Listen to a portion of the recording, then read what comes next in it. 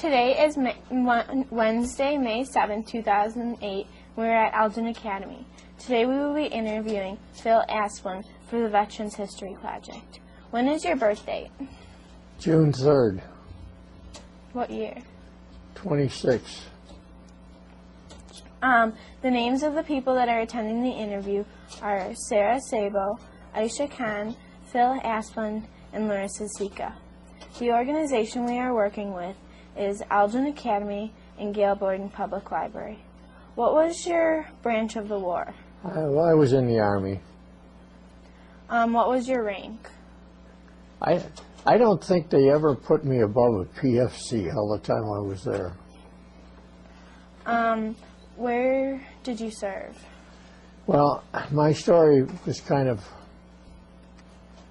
I guess, not very exciting, to be honest with you, because I actually avoided overseas in combat and things as a result of different things that happened. But so I served primarily, and I was still located in the States most of the time. Where were you drafted? Or Yes, did you enlist? no, yes. You know, when I was in high school, of course, everybody was getting drafted. And if your birthday came up earlier in your year, they drafted you so you couldn't finish your senior year. And so I hit 18, finished school, and was drafted to boom, boom, boom. Where were you living at the time? Minneapolis.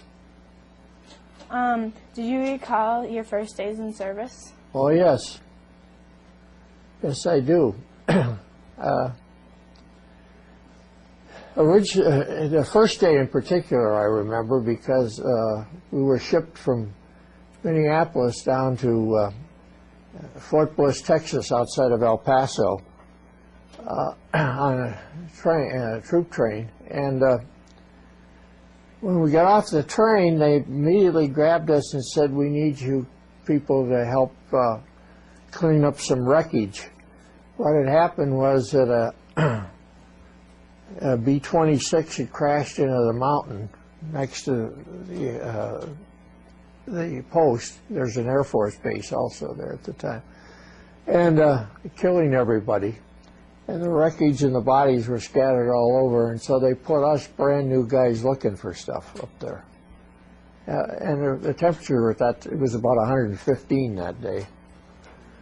It was not fun, and it's not something you forget easily. What did your first days feel like? Strange. I guess it's the best way to put it. Can you tell me about your boot camp and training experiences? Yeah. Well, I had boot camp there at Fort Bliss, and we were supposed to be training for anti-aircraft at the time. As a result, they had us out in the deserts. The West Texas, eastern New Mexico has quite a bit of desert. And so we did an awful lot of our training in the desert. And you may remember how, if you've read anything about deserts, how hot it can get in the daytime and how cool it can get at night. And which I wasn't used to, that kind of change. You know, coming from Minnesota, if it's cold, it's cold. If it's hot, it's hot. You know, you don't get big swings in temperature during the day you do in the desert. So that was a little difficult to get used to. I remember one interesting incident. We were, you know, we're settling into an area where we're going to have to bivouac for the night, and kind of looked over the little sand dune, and here was a big, where we were planning on going, and there was a big nest of rattlesnakes down there. So there was a couple of us stood on the edge of the pit with the submachine guns and blasted the snakes so we could clear them out so they wouldn't be bothering us during the night. Do you remember any of your instructors? I remember a couple of the, yeah, you know, the drill sergeant, and then we had one in our barracks also, who I remember. I remember him more vividly for anything than the fact that he was a big tobacco chewer. And I don't know how it came about one time, but he'd run out of tobacco, and for some reason or other, I had a couple of cigars. I don't know where I got them or why, but he wanted one, and he cut it up and chewed it.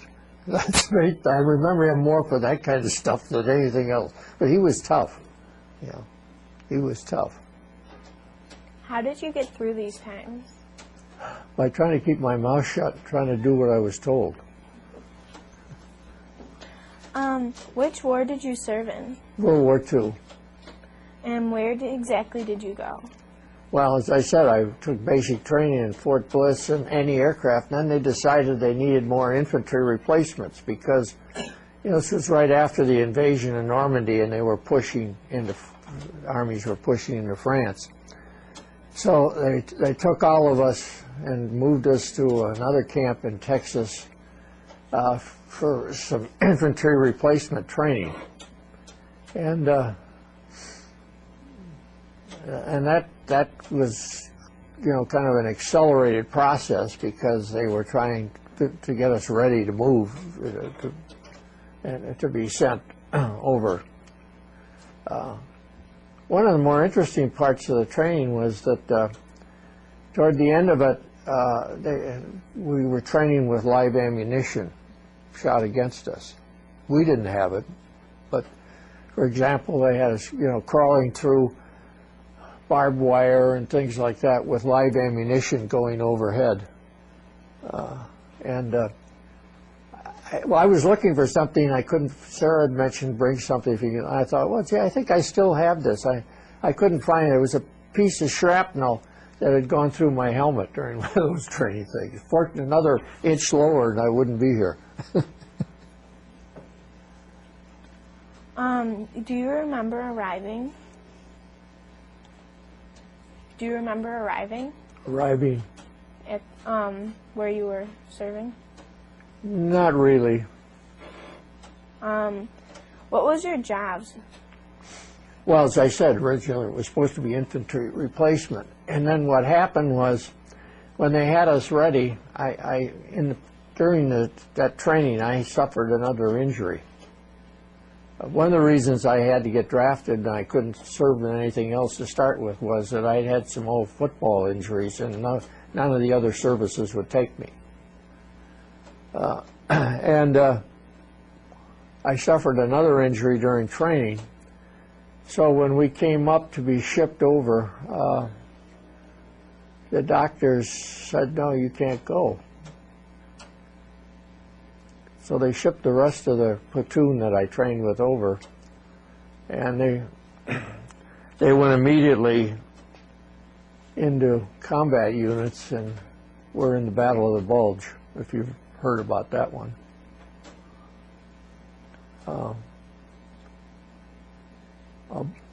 I heard from one of the fellows a little later when he was in an Army hospital, and he said that every member of that group that I had trained with was either like him, had been wounded, or had been killed in that process, that Battle of the Bulge. So I was very fortunate that the doctor wouldn't let me go at the time. Did you ever serve in combat? No, because my next trip was I was supposed to be then we were getting trained for Japan. And then was shipped out, finally shipped, well, for a while I was in the cadre group where we were training replacements. They moved me from a trainer to the cadre. And there were a number of fellows that had come back from combat that moved into these cadre training jobs, as and so we were training other people to be replacements that were going to go into the units that were going to invade Japan, and then they decided we would go too, and so I was shipped to California at that time to go, getting ready to go. Were there any casualties in your unit? Well, not that, because I guess one of the things I have to say about being fortunate again is I don't know how familiar some of you are with what happened during that time, but the anticipation was that the invasion of Japan would cost the Americans at least 1 million casualties. And if some of you have seen that movie, you know, the Clint Eastwood movie about Iwo Jima, you know how desperate and fanatic the Japanese fought. And so obviously it appeared as though it would be a long, hard task, and none of us were feeling too happy about the idea. But that's why I personally, despite everything that people talk about, am so happy that Harry Truman made the decision to drop the bomb. Because I could have well been one of those 1 million casualties in that case. Do you have a couple of your most memorable experiences? Do you remember any?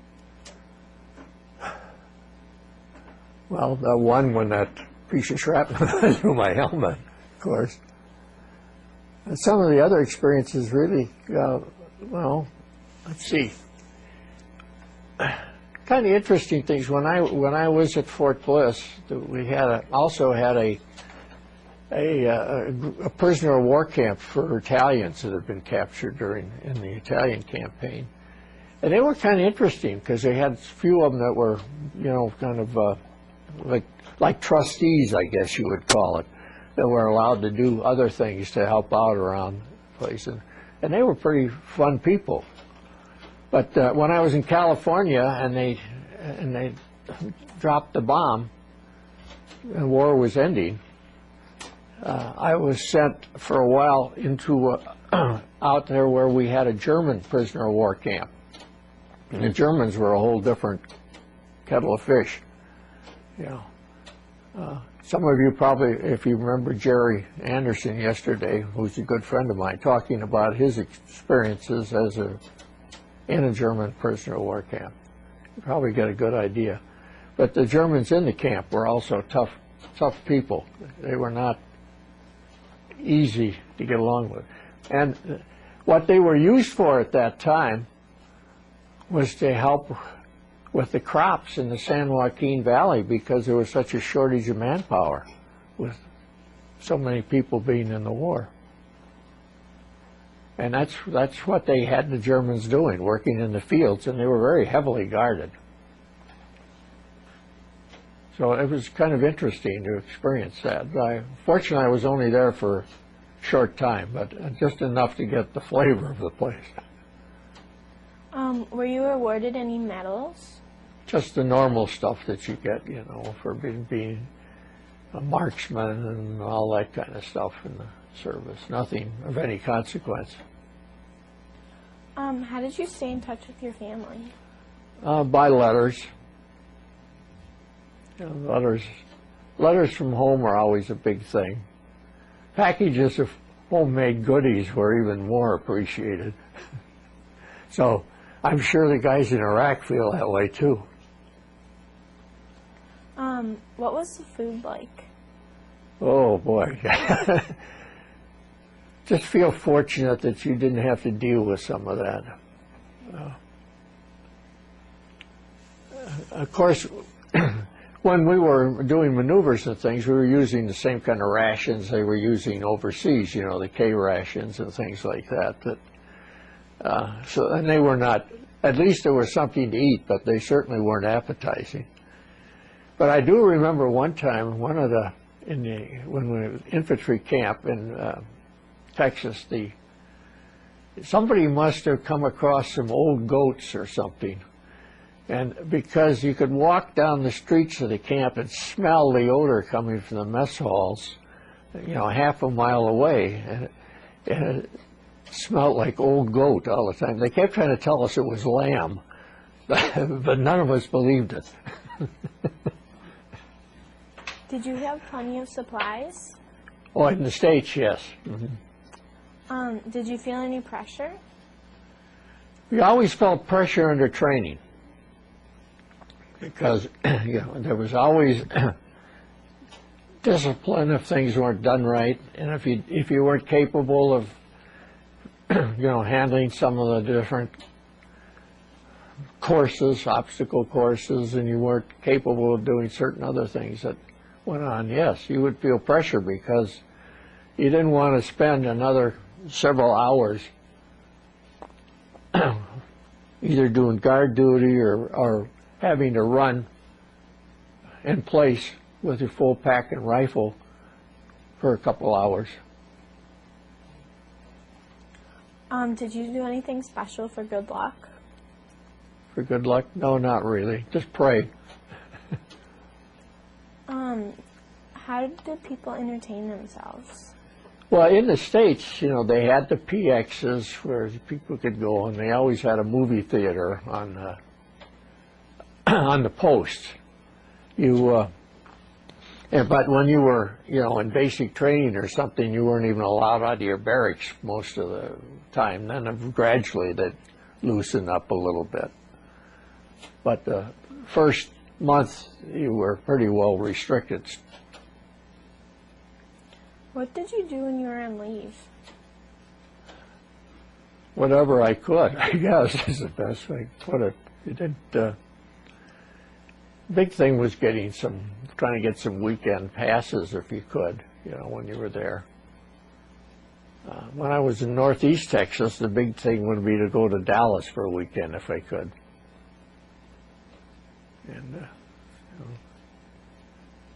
And they were good to servicemen down there at that time. I remember coming in. I was in Dallas, and I'm not sure just I remember what, but I was lugging around my kind of duffel bag, and I wanted to find a place to put it so I could go do something, and I didn't have a room or anything. And I was going by the fancy store, Neiman Marcus, and the doorman and I started conversation. And he said, "What are you doing?" I said, "Da, da, da." He says, "Well, come on." He takes me in, sets down my duffel bag behind one of the counters down there and says, "Let me know when you come back and we'll get it." And, that was, I was nothing but a little PFC in the Army, and, that was a very exclusive department store. So it was kind of surprising. But people acted that way towards you. Do you recall any humorous or unusual events? Well, I got a couple of them I don't know whether I could describe. I will try to do one, but it probably won't come across because I can't tell the whole story. But I was, two of us, there were two guys, we did have a weekend pass one time, and that evening, I don't know what happened, but some guy started, wanted to fight me, to hit me. And so we had this fight, and I found out the next day I broke his jaw, and he was in the hospital, but I broke a bone in my hand. And so I get back to camp, and we're telling the story. I'm a cadre at that point. I'm telling the story to these guys. That most of these guys were Army veterans of the campaign in New Guinea. And one sergeant, technical sergeant, platoon sergeant, he'd lost every member of his platoon. He was an Irishman named Hennessy from Boston. I'll never forget him. He took 2 beer bottles, grabbed them, knocked the ends off, hands me one, takes the other. We got the ragged edges. He says, "Defend yourself." He's going to show me how I'm supposed to handle that kind of situation. I threw the bottle down and I ran.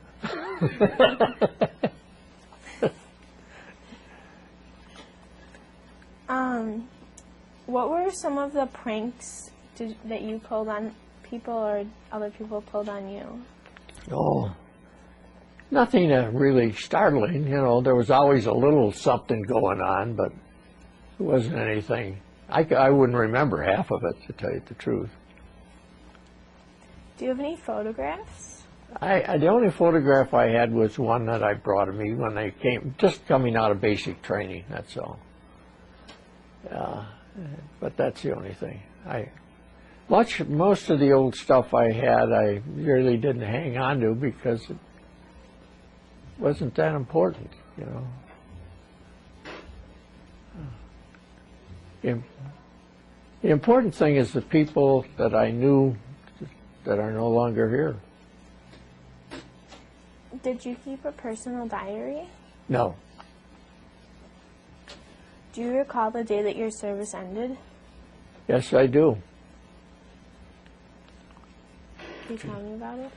Well, it wasn't much to tell. I was sent to a place in, let's see, it was Camp Beale, California, near Sacramento, where they were discharging people. And I was sent there for that. And the biggest thing I remember about it is being on the coast of California, we were wearing the winter uniforms, the heavier uniforms, and I got to Camp Beale near Stockton, and it was 110 degrees, and everybody there was, of course, in the khakis instead, and I was sweating out with the heavy uniform. But that's all I remember is they just processed the paper, and off I went. I was very happy to leave. What did you do in the days or weeks following? Came back, of course, began to try to determine what I was going to do, wound up enrolling in college. Most of the fellows that I knew who came back did the same thing. Most of us enrolled in college at that time. And we were, and in between that period of time, we kind of, I guess, goofed around as much as anything else. Really. I got reacquainted with civilian life. Was your education supported by the GI Bill? Most of it, yes. Mm-hmm. Did you make any close friends while in the service?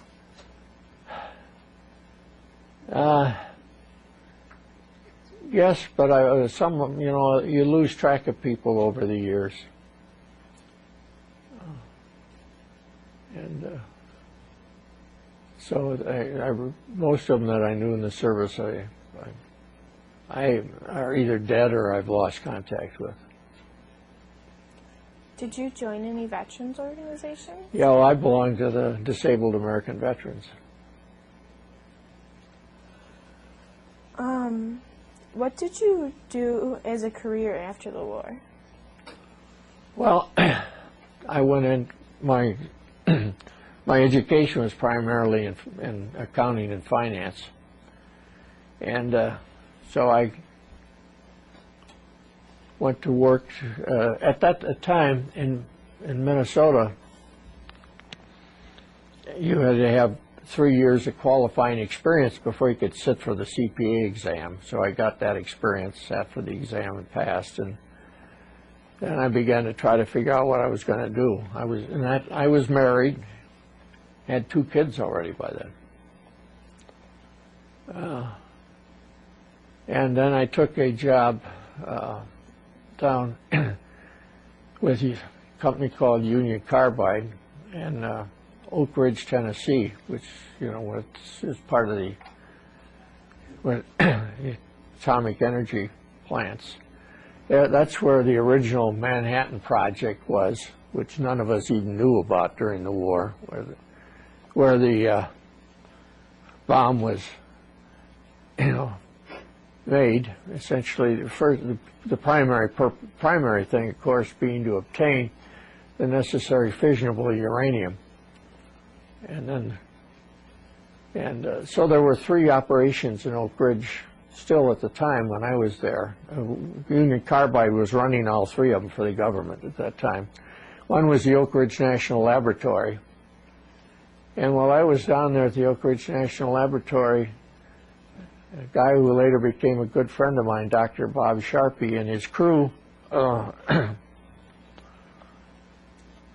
developed and built the first practical power generating nuclear reactor. All the commercial nuclear reactors are based on that one.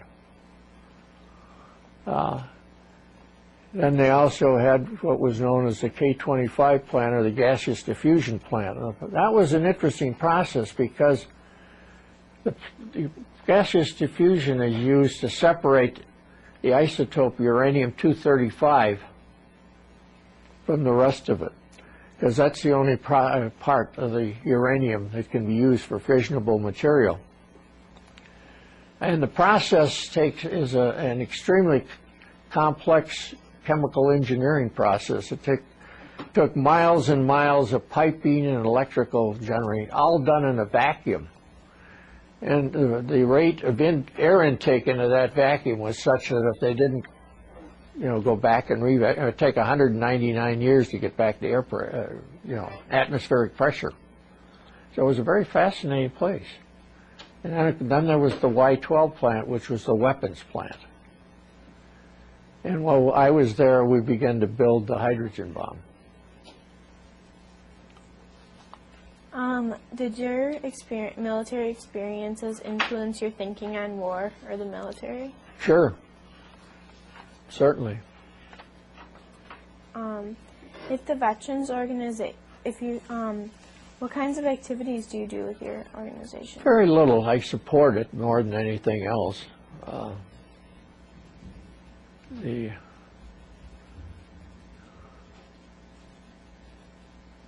But I support the things they're trying to do for others. And the DAV is very, very big in helping people. They've done some wonderful things for veterans. Of course, you have to have a service-connected disability to belong to the organization. Do you attend any reunions? No, because, see, it's not like I was in a unit that went out. I kept going from one place to another. I mean, I've got another friend who's still involved with his Marine unit that he served with in the Pacific. They still have their reunions. How did your service and experiences affect your life? Well, they did several things. One is it helped me grow up.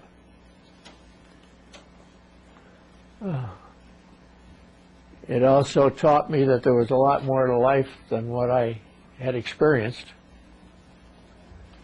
It made me realize that the process of defending this country takes a lot more than many of us realize.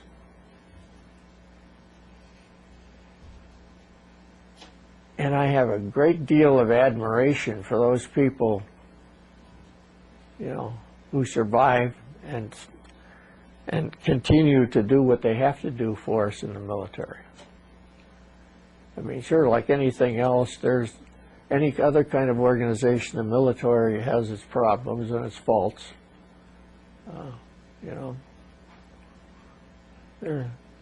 There's stupidity in places, there's inefficiency in places, but I don't know any organization in the world that doesn't have that. But on the whole, those people who are career military people are pretty,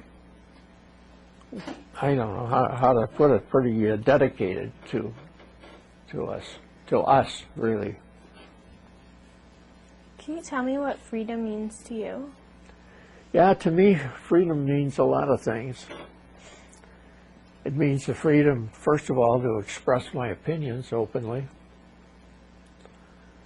And I've had the experience of doing that on several occasions. Freedom to practice any religion I want. The freedom to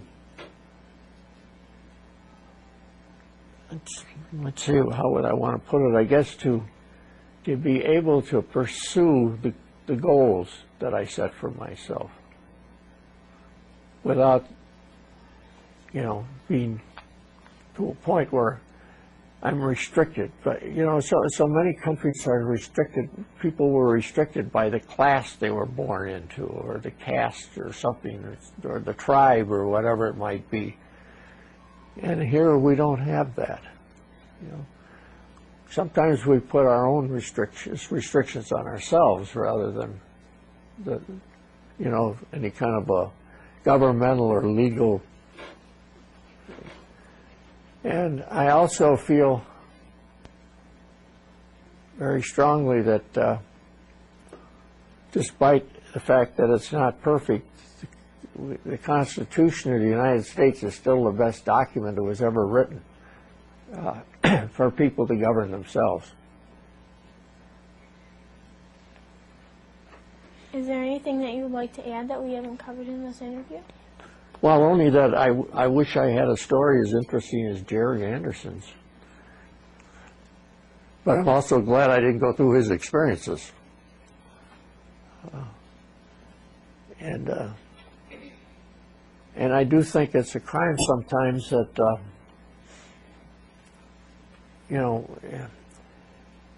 I guess I have a problem delineating the difference in the way I feel about wars since World War II versus World War II. One of that being, World War II was a national outburst. Everybody in this country knew and felt that we needed to sacrifice, and we needed to do this. This war was important for us as well as for people who are being oppressed. And that feeling has never been true in any of the wars since this time. And I can understand why things aren't the same, but if you didn't grow up during that period of time and you weren't exposed to it, I don't think you can understand the difference in the way people looked at that war and the rightness of it.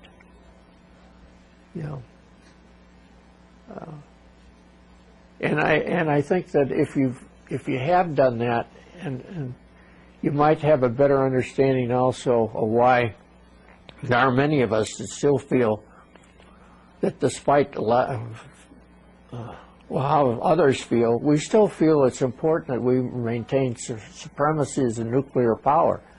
Because if we don't, the probability of us continuing to exist as we are is going to be very slight.